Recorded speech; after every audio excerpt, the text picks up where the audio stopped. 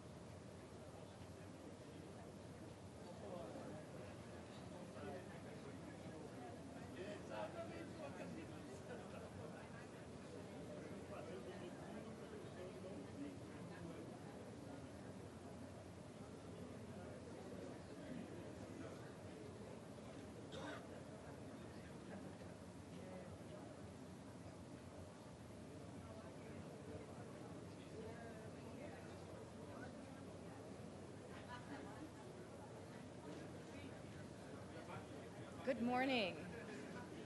Welcome. Good to see everybody. May I ask you to give me your attention, please? Good morning. It is such an immense honor to be with all of you this morning for the launch of a very important report, which you will hear about shortly, and to me, which represents a defining moment for clarity, for leadership, and for purpose.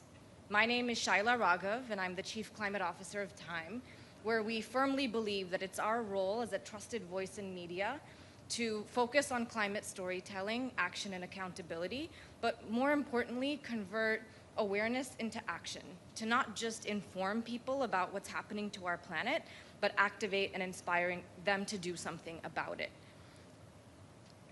But before my role at Time, I have spent my career trying to protect forests, working with frontline communities, collaborating with businesses, all in the pursuit of trying to build a livable, resilient, and thriving planet.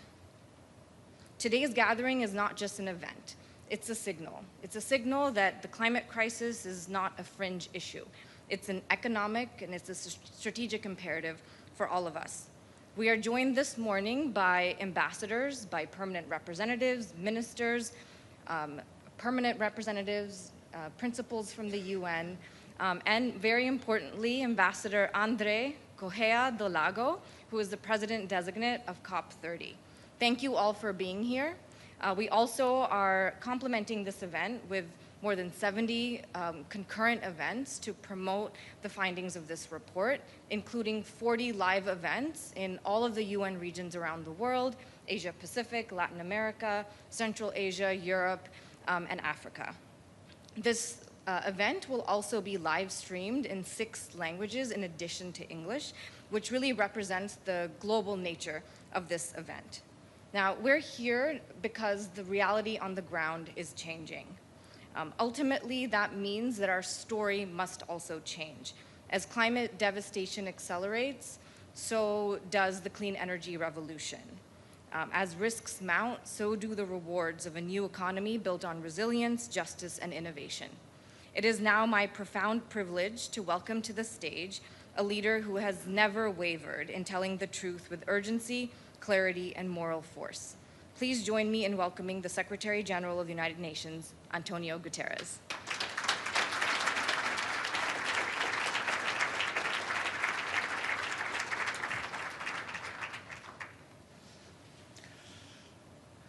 Excellencies, ladies and gentlemen, and friends joining us from around the world. The headlines are dominated by a world in trouble, by conflict and climate chaos, by rising human suffering, by growing geopolitical divides. But amidst the turmoil, another story is being written, and its implications will be profound. Throughout history, energy has shaped the destiny of humankind, from mastering fire to harnessing steam to splitting the atom. Now we are on the cusp of a new era. Fossil fuels are running out of road, and the sun is rising on a clean energy age. Just follow the money.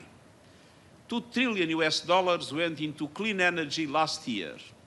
That's 800 billion more than fossil fuels, and up almost 70% in 10 years.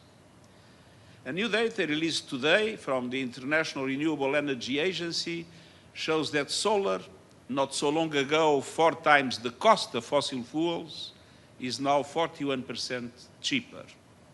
Offshore wind, 53%. And over 90% of new renewables worldwide produced electricity for less than the cheapest new fossil fuel alternative.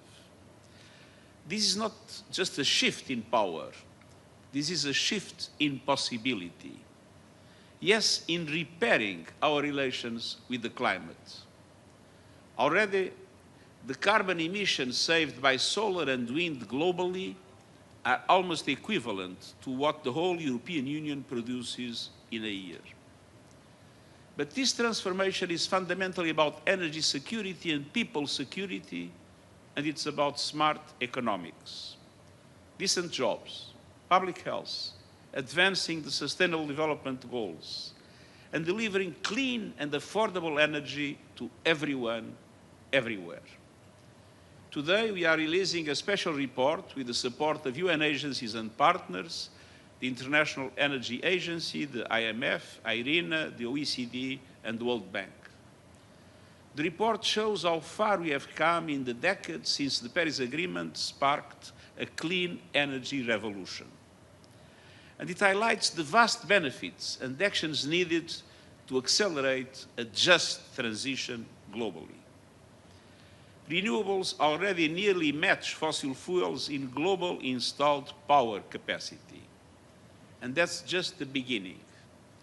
Last year, almost all the new power capacity built came from renewables.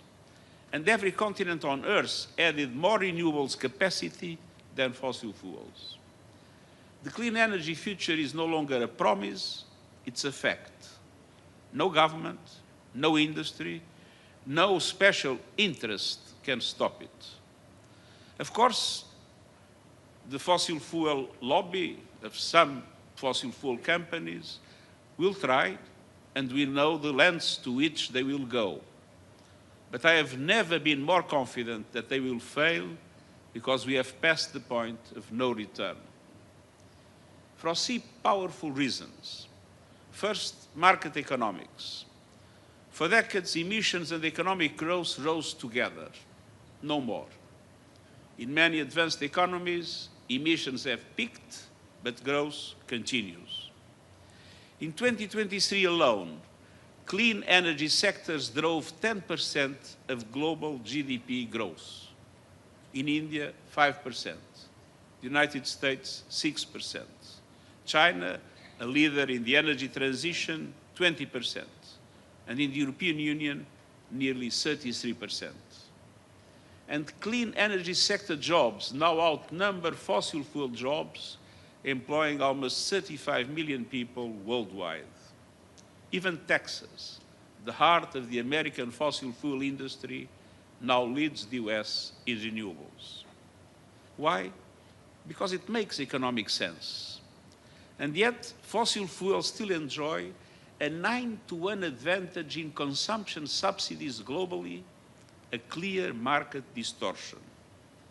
And to that, the unaccounted costs of climate damages on people and planet, and the distortion is even greater. Countries that cling to fossil fuels are not protecting their economies, they are sabotaging them, driving up costs, undermining competitiveness, locking in stranded assets, and missing the greatest economic opportunity of the 21st century.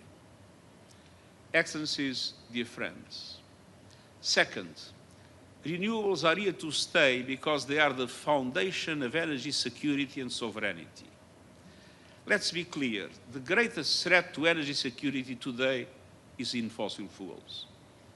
They leave economies and people at the mercy of price shocks, supply disruptions, and geopolitical turmoil. Just look at Russia's invasion of Ukraine. A war in Europe led to a global energy crisis. Oil and gas prices soared, electricity and food bills followed. In 2022, every household around the world saw energy costs jump 20%. Modern and competitive economies need stable, affordable energy, and renewables offer both. There are no price spikes for sunlight and no embargoes on wind. Renewables can put power, literally and figuratively, in the hands of people and governments. And almost every nation has enough sun, wind, or water to become energy self-sufficient. Renewables mean real energy security, real energy sovereignty, and real freedom from fossil fuel volatility. Dear friends, the third and final reason why there is no going back on renewables is the access. You can't build a coal plant in someone's backyard, but you can deliver solar panels to the most remote villages on Earth. Solar and wind can be deployed faster, cheaper and more flexibly than fossil fuels ever could. And while nuclear will be part of the global energy mix, it can never fill the access gaps. All of this is a game changer for the hundreds of millions of people still living without electricity, most of them in Africa, a continent bursting with renewable potential. By 2040, Africa could generate 10 times more electricity than it needs entirely from renewables. And we are already seeing small-scale and off-grid renewable technologies lighting homes and powering schools and businesses in remote areas. And in places like Pakistan, for example, people power is fueling a solar surge. Consumers are driving the clean energy boom.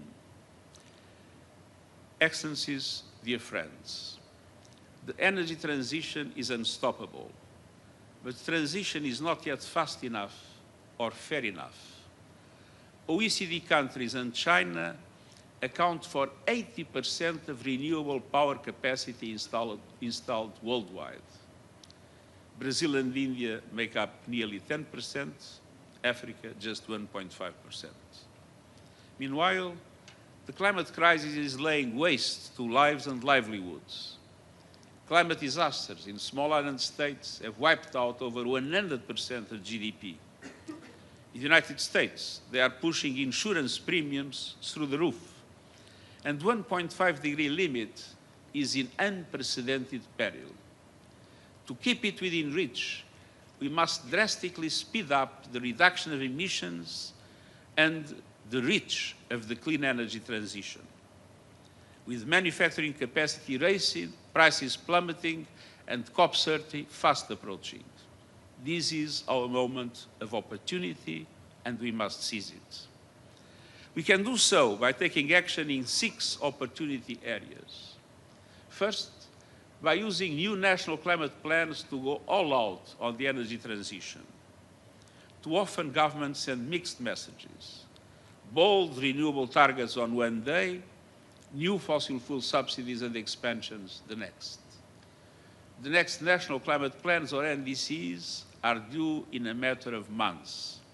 They must bring clarity and certainty. The G20 countries must lead.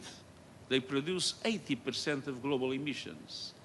The principle of common but differentiated responsibilities must apply, but every country must do more. Ahead of COP30 in Brazil this November, they must submit new plans. And I invite leaders to present their new NDCs at an event we will host in September during General Assembly High-Level Week. These must cover all emissions across the entire economy, align with 1.5-degree limit, integrate energy, climate, and sustainable development priorities into one coherent vision, and deliver on global promises to double energy efficiency and triple renewables capacity by 2030, and to accelerate the transition away from fossil fuels. These plans must be backed by long-term roadmaps for a just transition to net zero energy systems in line with global net zero by 2050. And they must be underpinned by policies that show that the clean energy future is not just inevitable, but investable. Policies that create clear regulations and a pipeline of projects, that enhance public-private partnerships, unlocking capital and innovation, that put a meaningful price on carbon, and that end subsidies and international public finance for fossil fuels as promised.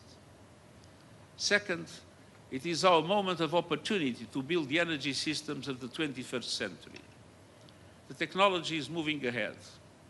In just 15 years, the cost of battery storage systems for electricity grids has dropped over 90%. But here is the problem. Investments in the right infrastructure are not keeping up. For every dollar invested in renewable power, just 60 cents go to grids and storage, and the ratio should be 1-to-1. We are building renewable power, but not connecting it fast enough. there's 3 times more renewable energy waiting to be plugged into grids than was added last year. And fossil fuels still dominate the global total energy mix.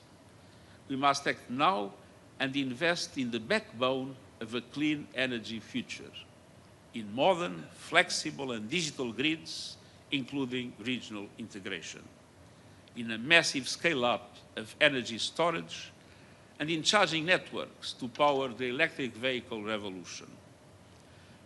On the other hand, we need energy efficiency, but also electrification across buildings, transport, and industry.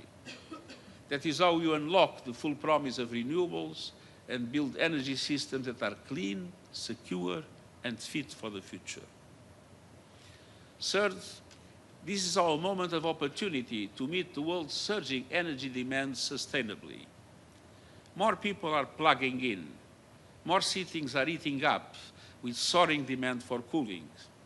And more technologies, from AI to digital finance, are devouring electricity. Governments must aim to meet all new electricity demand with renewables.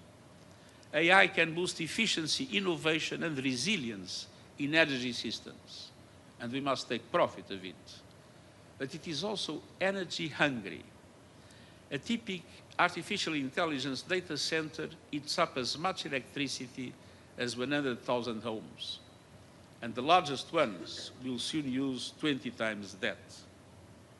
By 2030, data centers could consume as much electricity as all of Japan does today. This is not sustainable unless we make it so. And the technology sector must be out front. Today, I call on every major tech firm to power all data centers with 100% renewables by 2030.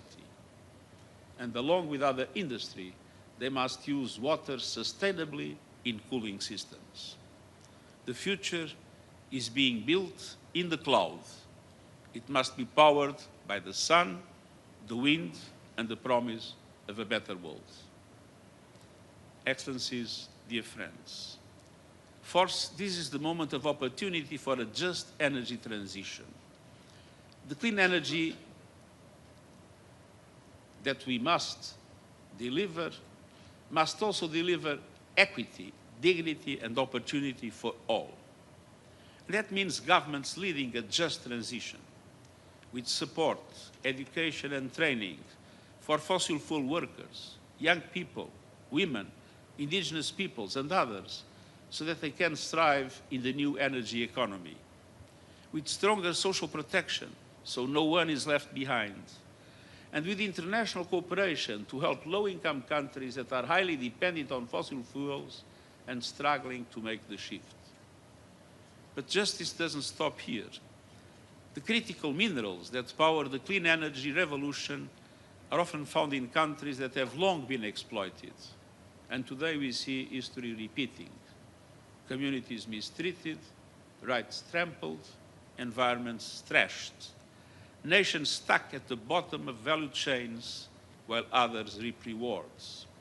And the extractive models digging deeper holes of inequality and harm. This must end. Developing countries can play a major role in diversifying sources of supply. The UN panel on critical energy transition minerals has shown the way forward, with a path grounded in human rights, justice, and equity. Today I call on governments, businesses, and civil society to work with us to deliver its recommendations. Let's build a future that it is not only green, but just, not only fast, but fair, not only transformative, but inclusive. Fifth, we have a moment of opportunity to use trade and investment to supercharge the energy transition.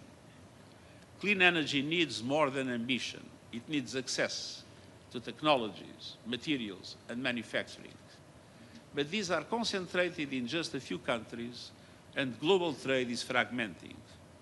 Trade policy must support climate policy. Countries committed to the new energy era must come together to ensure that trade and investment drive it forward. By building diverse, secure, and resilient supply chains, by cutting tariffs on clean energy goods, by unlocking investment and trade, including through South-South cooperation, and by modernizing outdated investment treaties started with investor-state dispute settlement provisions. Today, fossil fuel interests are weaponizing these provisions to delay the transition, particularly in several developing countries. Reform is urgent. The race for the new must not be a race for the few. It must be a relay, shared, inclusive, and resilient.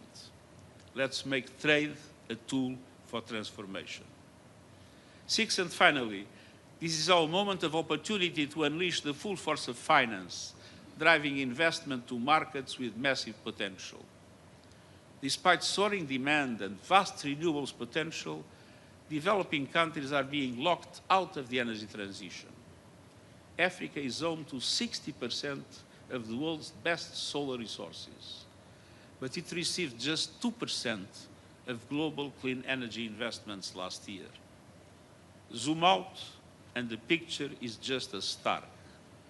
In the last decade, only 1 in every 5 clean energy dollars went to emerging and developing countries outside China.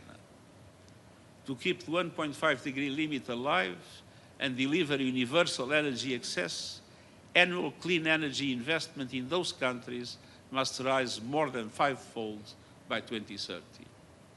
And that demands bold national policies and concrete international action to reform the global financial architecture, drastically increase the lending capacity of multilateral development banks, making them bigger, bolder, and better able to leverage massive amounts of private finance at reasonable cost, and take effective action on debt relief and scale up proven tools like debt for climate swaps.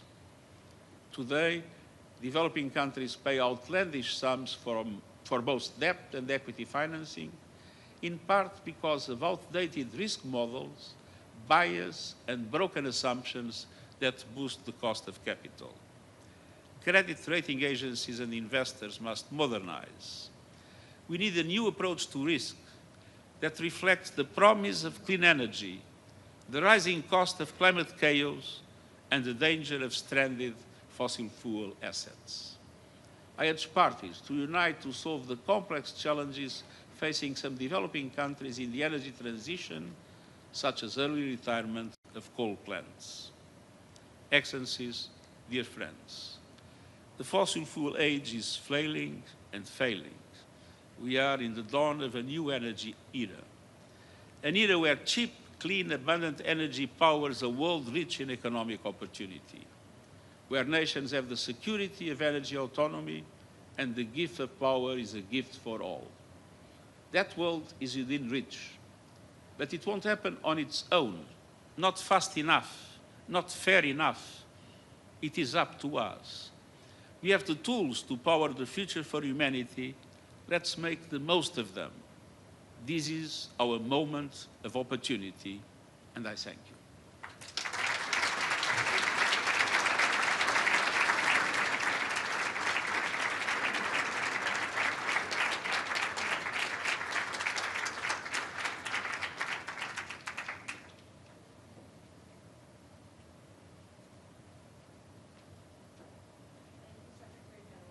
Powerful remarks.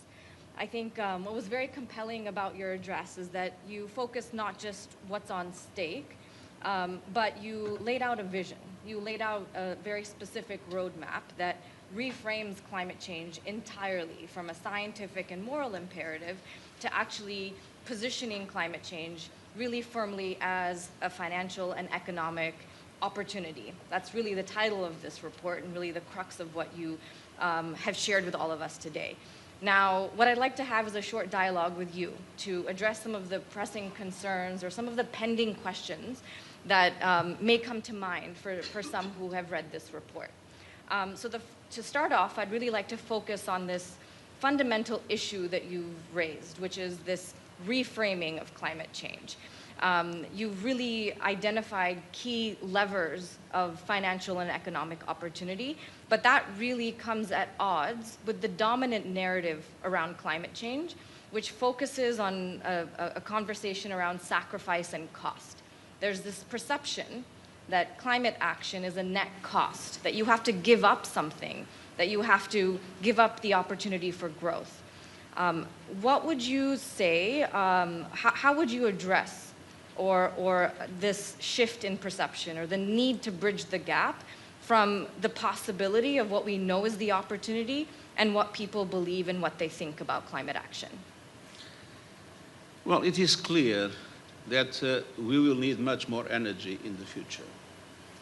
And it is clear that today the cheapest and easiest way to increase energy capacity is through renewables. So the renewables are not a cost. They are the cheapest investment for what is needed in today's world. And on the other hand, I think it's important to move what is usually, and I myself probably sometimes fall in that trap, which is a description of the realities of climate change in the world, with all the terrible disasters that are happening, with emissions still growing, with devastating impacts in different areas of the world where human life is becoming more and more difficult. The small islands, desertic areas in Africa, the floods, the heat waves, I mean, the glaciers melting, the rising sea level. And it's important to say that all this is true. We are in a very dramatic situation. We are at risk of losing the possibility to keep the rising temperature limit at 1.5 degrees. But now we have the tools and the instruments to do what is needed to stop this evolution. The problem is that we have science on our side, we have the economics on our side, but we do not yet have political will everywhere on our side. Yeah. So it's possible for us to hold space for both of those truths, that we are running out of time, that there is this severe urgency, but we now, more than ever before, have the tools, resources, technologies at our disposal to address it within a reasonable time frame, within the next 5 or 10 years. The other reaction that we may get to this report is that we are in a moment of significant geopolitical challenges, whether it's human rights violations, conflicts, wars around the world, economic challenges. Some may question, why did you use this platform and this stage to focus on climate, focus on this topic, as opposed to other ones that may feel more immediate or urgent? Well, let's be clear. This is the right moment for a new offensive in bringing to the global public opinion the climate issues. And for two reasons. Governments are now taking the decisions that are essential for the presentation of adequate national climate plans, the so-called NDCs, in September. So this is the moment to put on the table very strongly everywhere in the world and to mobilize public opinions to put pressure on governments in order to make sure that those NDCs have the right measures and have the right impulse in the energy transition. Second reason is that we are launching the COP, and I have the enormous pleasure to have the president of the COP here. And so this is the moment to accelerate the global discussion that is needed in order to make the COP a success. But on the other hand, let's be clear. Of course, I mean, I will be speaking about Gaza in a few minutes in the Security Council. I mean, we all are aware of the dramatic problems that we are witnessing in the world. On the other hand, the media is many times concentrated in the fireworks of politics. So it's sometimes difficult to bring these issues to the public opinion. But let's not forget that climate change is an existential question. And so what would be a crime is to forget about climate change, because we need to concentrate on the more pressing issues of this moment, because they are only theoretically more pressing. Nothing is more pressing than to accelerate the energy transition and all the other strategies of the green economy and the green society in order to make sure that we keep the 1.5 degrees alive. We are on the verge of making it irreversible to lose the 1.5 degree limit. And that is something we need to avoid at all costs. This is the moment to act about it. Yeah. And what's so important is to recognize that all of these crises are interconnected. Right? We can't take any one of them in isolation. Climate change is a factor of insecurity, of instability. I mean, if you look at the floods and the drought in many areas, the increase of poverty that they generate, the increase of hunger they generate. Look at the Sahel. The Sahel is today the fantastic area for terrorists to thrive. And one of the reasons is because the economy is becoming more and more difficult as climate change makes less and less areas available for cultivation. So people are living in worse and worse conditions because of climate, and this is an enormous impulse to the terrorism activities in the Sahel. So even when we talk about dramatic problems of security in the world today, let's not forget that climate change is a dramatic accelerator of instability. Yes. And the other thing that you mentioned is stories, right? It's the narrative and the fact that climate change is always positioned in the context of disasters or things that are going in the wrong direction, something happening to us, and we lose agency.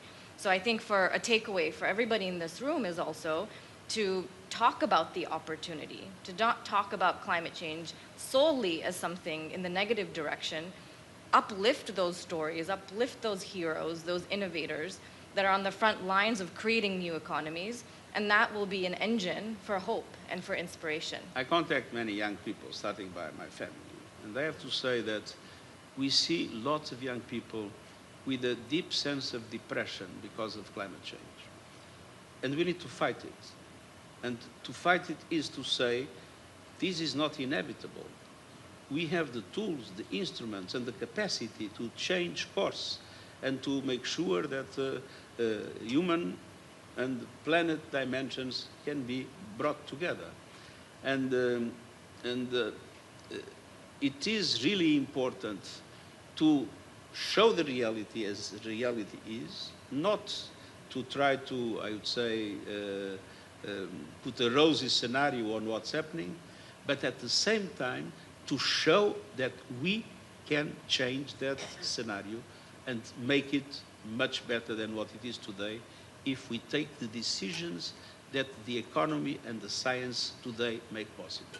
Yes, because this also dominant narrative of it's too late is also defeating. Just the doom and gloom is not the solution of the messaging we need. We need to explain the dramatic situations we have, but we need to prove that there are reasons to be hopeful, and those reasons depend, of course, on the political will of those that have responsibilities, and that is why it is so important to mobilize public opinion, to put pressure on governments to take the right decisions. And at the same time, when one looks at the private sector, it's very impressive how the shift is taking place. For a very simple reason, people would like to make more money. Yes. So it's kind of the carrot and the stick, and the carrot exists because, and that the private sector is moving because those opportunities. Markets are still distorted, and they are distorted against renewables. And in many countries, we still lack the regulations and the instruments to facilitate it. But that is one reason more to tell governments, take the right decisions, allow markets to work in a fair way, and at the same time, make sure that the transition is just.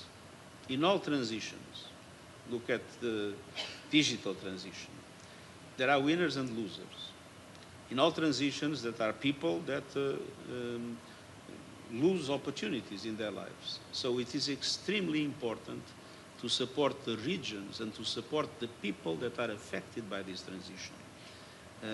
I remember closing, when I was Prime Minister, the last coal plant, coal mine in my country. And there was a program that was established of investments in that area, of training, of increased social protection. I think when one sees sectors that will tend to reduce and sectors that are going up, we need to make sure that we care about the people that is affected by this transition. Yes. And people and regions. absolutely. Such an important message, because now is the opportune moment between where we are today and COP30. If we deliver this message at COP30, it's too late, because now is the opportunity to action on all of this information and be able to see if we can have some sort of collective movement towards more ambition, more action, and addressing it in a way that is responsive to the justice needs and the ways in which you can bring people along this transition. I would like to now conclude with a question from one of our viewers in a live event in Africa. One of our Global Africa Model UN agency members from South Africa, his name is Zahir Soliman. He asked a question which you alluded to, so I'd love to carry forward that theme, which is many young people feel overwhelmed by the threat of climate change and fear it may already be too late. As the UN Secretary General, what gives you hope that our generation still has a fighting chance to change the future? What is your final message for young people? I think it's true that my generation has largely failed. We came too late in relation to what would be necessary. But fortunately, things have evolved very quickly from the point of view of science and from the point of view of the economy.